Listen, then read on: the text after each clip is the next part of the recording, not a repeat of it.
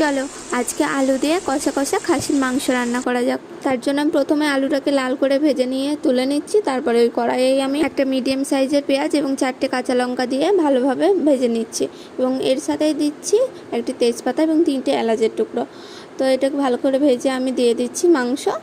তারপর দিচ্ছি লবণ, হলুদ, জিরে গুঁড়ো, ধনে গুঁড়ো, শুকনো লঙ্কার গুঁড়ো, এগুলো দিয়ে ভালোভাবে নেড়ে চেড়ে এবার দিচ্ছি আমি 1 চা চামচ রসুন বাটা এবং 1 চা চামচ আদা বাটা।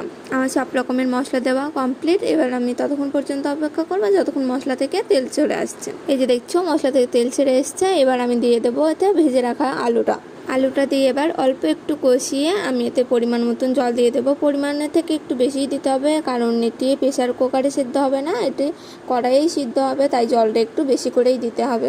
জলটা দিয়ে একটু অপেক্ষা করতে হবে তরকারিটা ফোটার জন্য। তার আগে কিন্তু ঢাকনা দেওয়া যাবে না, ঢাকনা দিলে ঢাকনিতে তেল লেগে যাওয়ার সম্ভাবনা থাকে। তো আমি এখন চাপা দিয়ে দিচ্ছি। তো মাঝে মাঝে খুলে একটু নাড়াচাড়া করে দিতে হবে তরকারিটাকে। তো আমার তরকারি প্রায় কমপ্লিটের দিকেই। তো এবার আমি দেখো এই গরম মশলাটা ছিটিয়ে অল্প একটু নেড়ে নামিয়ে নেব।